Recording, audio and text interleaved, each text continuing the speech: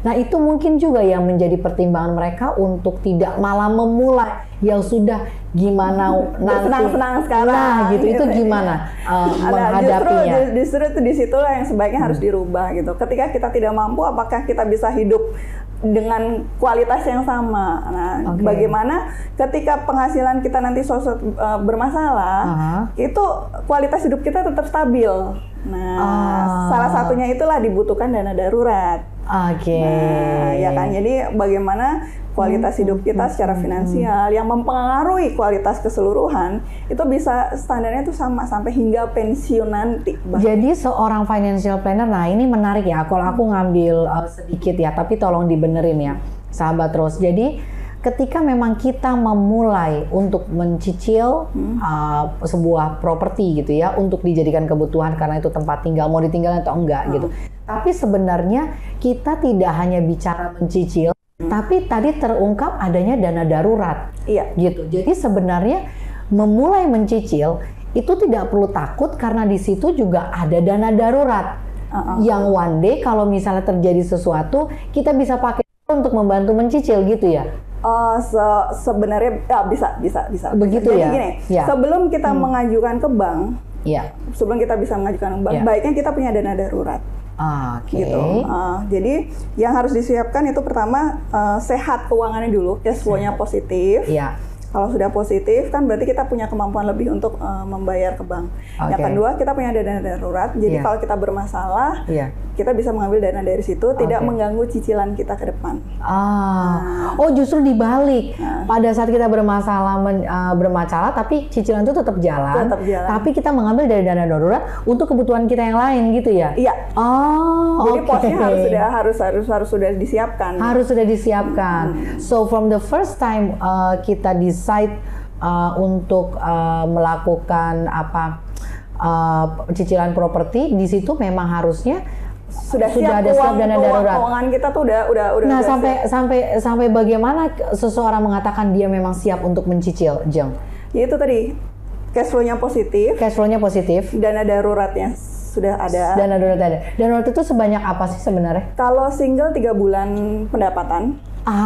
Jadi tidak besar-besar juga ya. Kita nggak bilang talking about, let's say nih, kalau kita bicara UMR-nya Jakarta nih 4,9 ya 5 juta gitu ya. Kalau single berarti 12 juta itu disebut dana darurat.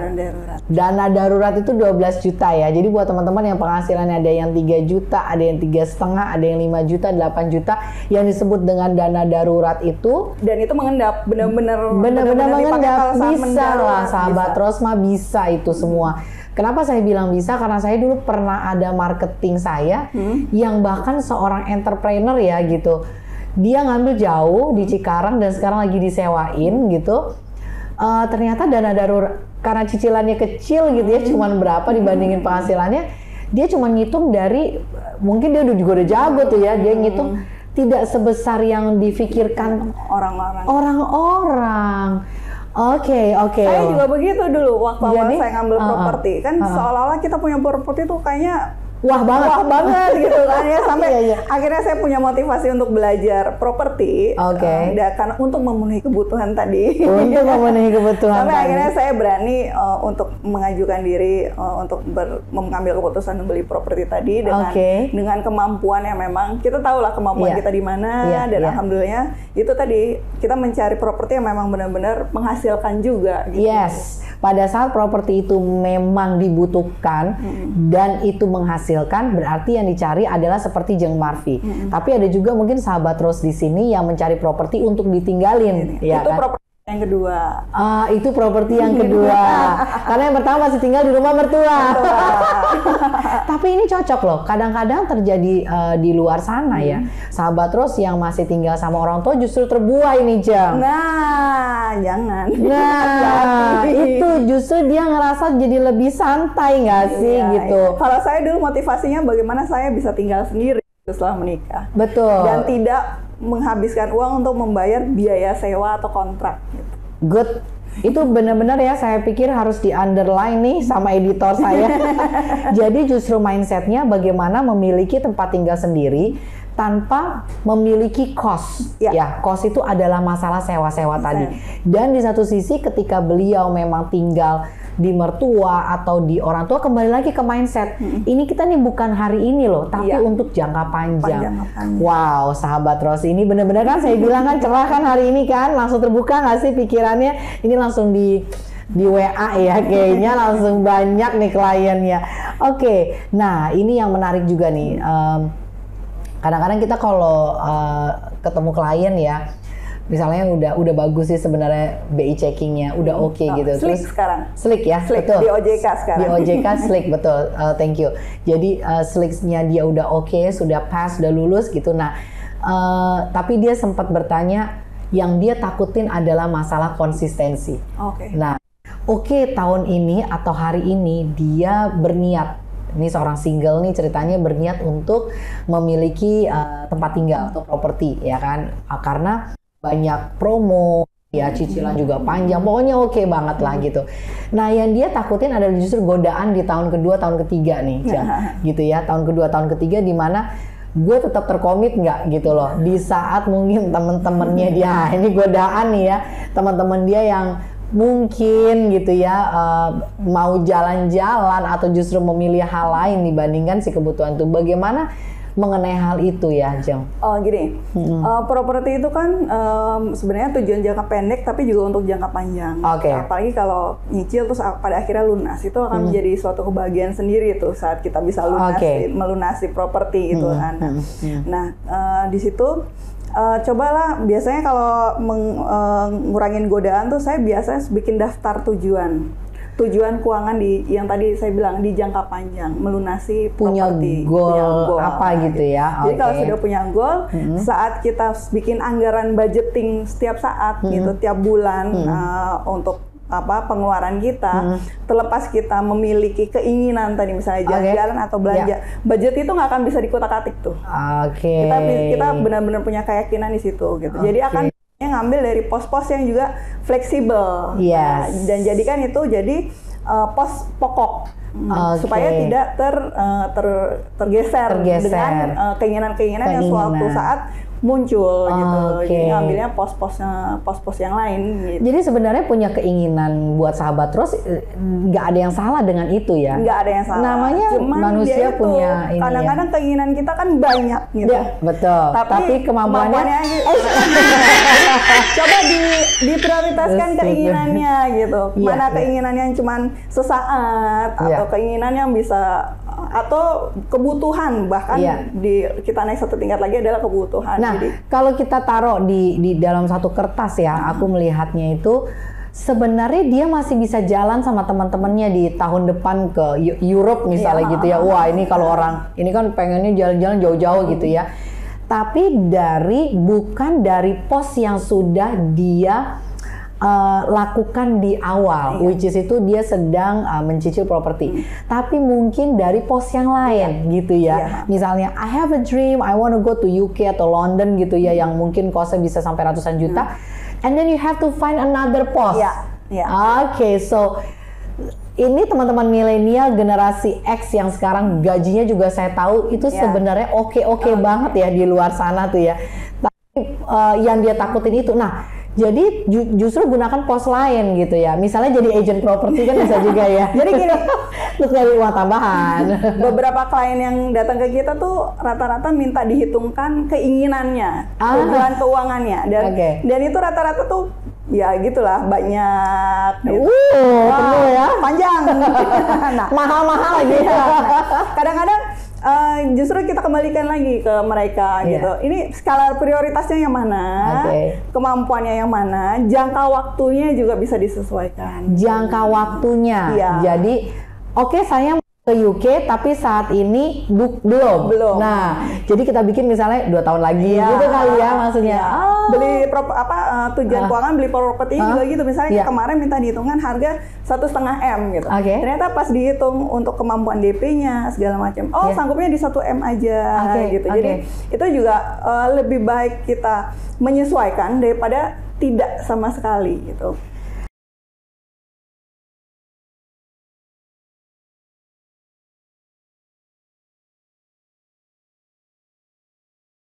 Bener nggak sih? Iya. Ini penting banget nih. Jadi kita bener-bener di sesi ini bener-bener terbangun mindsetnya.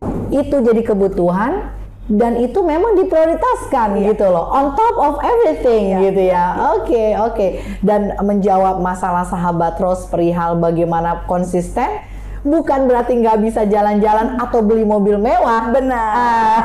Ya, mobil kendaraan tuh kadang-kadang bisa jadi nomor 2 setelah properti loh. Iya. Padahal kalau kita lihat di tempat kantor saya yang pertama, mobilnya lebih mahal dari properti. Mobil lebih mahal tapi tidak punya tempat tinggal. Iya, ternyata dia sewa juga gitu. Iya. Oke. Itu banyak kejadian kok. Banyak. Itu yang terjadi kan gitu. Nah, jadi menarik teman-teman juga di sini adalah pertama yang menurut saya juga harus dilihat adalah jangka panjang ini loh ya, yang ini harus terbangun nih mindsetnya ya, dan everything akan mengikuti. Nah selanjutnya nih sebenarnya kalau kita lihat menurut tapi ini terjawab sih ya. Aku ada pertanyaan soalnya dari beberapa klien yang aku udah tulis gitu ya. Nabung dulu atau investasi dulu? Ini gimana nih menurut? Gini, nabung itu sebenarnya returnnya kecil ya. Karena kalau di tabungan tuh kalau buat jangka panjang kalah dengan inflasi. Apalagi inflasi pendidikan. Pendidikan itu 10-15%. Waduh, my God. Wow, pantesan tiap tahun saya naik terus bayar skala anak. Nah, jadi gini, kalau memang tujuan beli propertinya jangka pendek, itu tidak masalah saving DP-nya dinabung. Gitu. Cuman ya gitu, jangan mengharapkan return bagi hasilnya tinggi. Jadi lebih cuma buat markir uang kita aja. Untuk mulai DP-nya. Buat DP-nya, buat persiapan DP-nya. Untuk persiapan DP-nya. Oke. Nah, kalau investasi itu saya anjurkan ke menengah atau ke jangka panjang gitu. Menengah atau jangka panjang. Dan itu instrumennya bukan di tabungan. Instrumennya bukan di tabungan. Nah, ya banyaklah instrumen saat ini ya emas ya segala macam ya. Iya, oke. Nah, jadi untuk nabung itu hanya untuk mempersiapkan DP, untuk yang jangka pendek, karena memang returnnya nggak tinggi. Gitu. Selain itu juga tabungan itu hanya untuk operasional aja. Operasional. Jadi kalau rekening tabungan. Ini menarik nih. Kata-kata boleh tabungan, tapi bukan menabung loh itu. Itu operasional, guys, gitu ya. Karena kadang-kadang gini, nabung campur sama operasional ujungnya kepake juga kan. Iya. Jadi lebih baik tabungan buat operasional dan mulailah untuk investasi di instrumen yang jangka panjang. Jangka menengah atau jangka panjang. Nah, kalau instrumen apa yang buat jangka panjang kembali lagi sesuai kebutuhan. Nah, sandang, pangan, papan. Properti juga bisa jadi alternatif buat jangka panjang. Betul. Investasi karena dia papan tadi ya yang sudah kita tahu bareng-bareng. Oke. Sekarang ada juga pertanyaan nih, menarik nih ya. Jika kita sudah berkeluarga muda, apa yang bisa kita lakukan untuk tetap mengejar impian tanpa terlalu banyak stres? Iya, maksud stres. Jangan dibuat stres ya. Maksudnya jangan dibuat stres. Awal menikah itu baiknya sama pasangan itu diskusi dulu. Diskusi, oke. Komunikasi lagi ya. Yes. Kira-kira kita menikah mau apa? Dan salah satunya adalah menentukan tujuan keuangan. Tujuan keuangan kita mau apa? Di tahun pertama kita mau beli apa? Tahun kedua kita mau beli apa? Dibuat apa ya, timeline lah kita kira-kira keinginan kita nanti setelah berkeluarga apa, dan mungkin salah satunya adalah tadi properti ya, betul. Itu jadi harus direncanakan supaya nggak stres tuh, benar-benar direncanakan dengan baik dan dikomunikasikan dengan pasangan. Dan jadi sorry aku potong ya. Padahal nih, ini kalau saya yang ikut jawabin nih ya. Ketika dia memutuskan pertama kali menikah, sebenarnya kan dia menghindari stres daripada single dia menikah. Itu dulu ya. Jadi kalau abis married terus dia stres, gue jadi bingung kenapa bisa. Justru, dan bayangin ya, sekarang kan banyak wanita bekerja ya. Kita di sini tidak bicara wanita, karena wanita yang menjadi ibu rumah tangga pun sekarang bisa bermain di online. Iya, benar nggak sih gitu ya? Jadi banyak peluang juga buat wanita. Betul. Jadi saya selalu bilang having dan rezeki Allah itu ketika dia menikah tuh biasanya malah lebih ditambah. Besar. Iya, apalagi dia punya anak, ada lagi rezeki anak. Nah, Jadi justru dengan dia berpasangan justru menjadi tidak stres. Iya, karena ada berbagi masalah dan bagi cicilan dan nambah income, ya nggak sih Jeng? Double income, betul banget gitu. Jadi justru mungkin sambil dibantu juga aku membantu menjawab bahwa kenapa justru berpasangan jadi nambah stres? Ya nggak sih? Kembali lagi menurut aku sesuai dengan tadi kemampuan. Jadi itu bicarakan sama pasangan kemampuan kita beli propertinya sebesar apa gitu. Betul. Jangan kita memasakkan properti yang ya begitulah yang karena untuk terlihat oke gitu. Kita memasakkan properti yang bagus yang baru. Ternyata kayak rumah-rumah second terus kan juga itu sebenarnya layak-layak juga bisa jadi alternatif kok. Benar banget. Lagi kalau rumah second itu ya sedikit ya mengenai properti karena kita praktisi rumah second itu udah terbentuk market price-nya gitu. Jadi kalau dia ada kebutuhan dia mau sekolahin itu udah kelihatan kira-kira berapa sih harga gambarannya. Dan kalau mau dijual kembali sebenarnya udah terbentuk. Sebenarnya kalau daerah sini harga pasarannya berapa gitu. Jadi properti saya rumah second semua. Nah, ya, coba mari jangan lupa datang ke kantor saya. Tetap jualan ya. Oke, sebelum saya jualan gitu coba Jeng Marvi nih sharing nih. Ini ada apa nih Smart Moms Financial Stories Knockout 2 semua bisa kaya dan 27 jurus finansial ya nggak sih? Jadi coba sedikit di sharing, it's amazing karena kalau katanya ada yang berceritakan Rich Dad Poor Dad ya nggak sih, dan Robert itu kan bilang ya kamu kalau mau kaya then you have to manage your money gitu. Silakan Jeng Marvi. Gini. Buku pertama saya yang ini, hijau ini, kita bareng-bareng sama teman-teman yang ternyata pengusaha juga. Oh wow. Jadi banyak histori keuangan tentang memanage keuangan secara personal maupun dengan pengusaha. Saya tahu nih. Baras beberapa kenalan dengan penulisnya. Terus buku kedua saya ini isinya kegalauan para perempuan dalam memanage uang. Dan akhirnya menemukan solusinya. Bagi di sini. Iya. Oke, dan buku yang ketiga saya ini kebetulan alhamdulillah ini buku saya sendiri. 1000 orang di sini benar. Dan penerbitnya terima kasih Alex Media Komputindo. Jadi bisa dijumpain di Gramedia. Di Gramedia langsung grab it fast ya kan. Dan ini buku yang terakhir saya sama ini kegalauan teman-teman pengusaha waktu menghadapi pandemi. Oke, wow. Inspiring. Arena Corporation. Nice. Very inspiring ya, dan ini bisa didapetin di Gramedia, yang lainnya langsung WA. Mau pakai broker juga boleh. Langsung tetap ya. Canda-canda gitu. Oke, so keren banget bukunya ya. Nah, ini masih ada nih pertanyaan ya. Apa yang bisa kita lakukan kalau menghadapi financial setback, tapi masih pengen lanjutin rencana buat beli rumah? Silakan. Kita coba evaluasi diri dulu sebentar. Kira-kira masalah kita itu di mana gitu. Masalah ya kan? Evaluasi karena hal itu karena ada masalah ya kan. Kadang-kadang kita tidak sesuai dengan track kita gitu.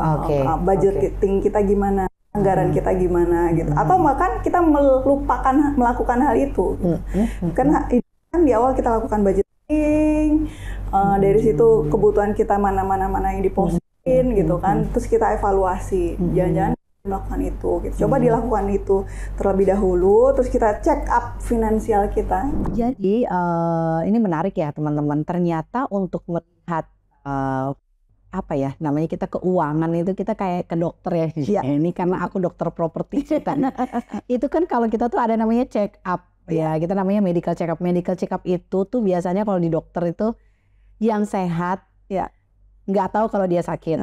Kalau yang sakit dia tahu dia sakit, tapi dia pengen ngelihat sebenarnya sakitnya di mana. Iya kan. Nah jadi aku denger nih, seorang Jeng Marvi itu punya sistem medical check up-nya keuangan. Ceritain dong buat sahabat terus gini. Sebelum kita melakukan perencanaan keuangan, step pertama baiknya adalah kita financial check up. financial check up, bukan medical check up. Ya, Financial. Oke. Jadi kalau medical itu biasanya kan nunggu usia tertentu. Ya, betul. Kalau financial check up tuh dari awal tuh kita bisa lakukan, baik yang udah tua atau yang masih muda gitu, atau yang baru mau merencanakan keuangan, kita lakukan financial check up dulu. Usia berapa? Dia harus kerja dulu atau anak kuliah juga atau gimana menurut Jeng? Mulai dari pertama kali kita mendapatkan income. First day.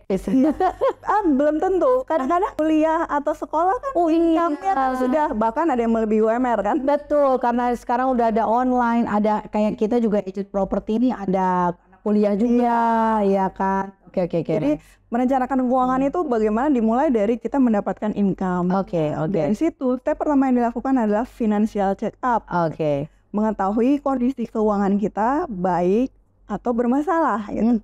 Kalau baru pertama kali mendapatkan income tuh biasanya kita keinginannya belum banyak, dan itu belum terlambat. Gitu. Belum punya hutang, mudah-mudahan keuangan kita masih sehat gitu. Tapi lebih penting lagi kalau sudah di pertengahan, sudah merasa terlambat gitu untuk melakukan perencanaan keuangan. Nah, itulah di situ check up-nya lagi, karena biasanya tiba-tiba minus. Hutangnya lebih besar dari asetnya, tuh penyakit-penyakitnya tuh. Betul, jadi lebih karena tadi yang keinginan tadi justru akhirnya mematikan kebutuhannya. Ya nggak? Nih yang sekarang nih kalau kita lihat di sosial media, aku amit-amit lah ya, ada orang yang bisa meninggal di dalam kos dalam kondisi glowing katanya. Jadi katanya dia tidak makan berhari-hari karena uangnya dia pakai untuk make up, which is itu ternyata dalam kebutuhan kita bukan bagian. Nah itu yang kayak gitu-gitu kan. Ini kan yang seremnya ya, worst case, tapi ada juga yang macam-macam. Oke, so justru sebelum dia memulai mencicil atau memiliki aset atau apapun, justru dia harus melakukan check up dulu. Financial check up. Oke. Kan di situ ya otomatis. Apa hasilnya dari check up itu biasanya? Kadang-kadang di situ kelihatan pertama cash flow-nya positif atau negatif. Pendapatan lebih besar atau lebih kecil dari pengeluaran. Kalau pengeluarannya lebih besar, itulah kadang-kadang yang bikin kita berhutang. Pinjam. Nah, pinjam dulu 100.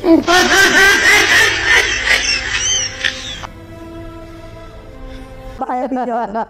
Terus selain dari cash flow, kita juga lihat dari aset. Kadang-kadang kita tidak menyadari yaitu pinjol kita banyak. Jadi financial check up itu apa sih yang dinilai? Yang pertama itu adalah cash flow. Cash flow-nya lebih besar pendapatan, apa lebih besar pengeluarannya. Jangan-jangan pendapatan kita justru lebih kecil dari pengeluaran. Nah itu yang menyebabkan kadang-kadang dari mana kita harus nutupin pengeluaran. Pinjol. Tang.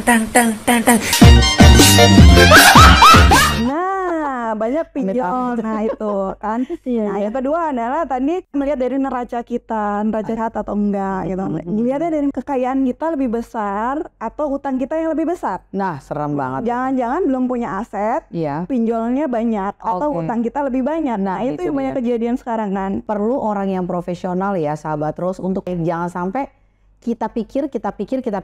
Nah, itu yang kita pikir. Kok bulan ini berarti pendapat gue lebih besar nih gitu ya. Tapi ternyata pas dibuka-buka, wah ya kan, bukan medical check up aja, tapi juga ada namanya financial check up. Oke, ini udah hampir di penghujung nih, lama juga ya kita ngobrol kupas tuntas. Nah, orang-orang itu pada prinsipnya punya kebutuhan ya. Kemudian dia harus juga berpikir jangka. Kemudian dia harus juga financial check up.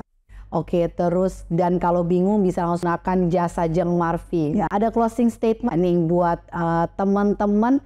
Terus nih sekarang lebih banyak generasi Z atau milenial kayaknya yang begitu deh ya. Tapi sudah ada solusinya tadi. Oke, silakan Jeng. Gini, merencanakan keuangan itu diperlukan oleh semua orang gitu. Jangan menunggu kamu punya masalah atau menunggu kamu sukses gitu. Karena setiap orang pasti punya masalah keuangan. Nah, disitulah kamu harus melakukan perencanaan keuangan sejak sekarang ya.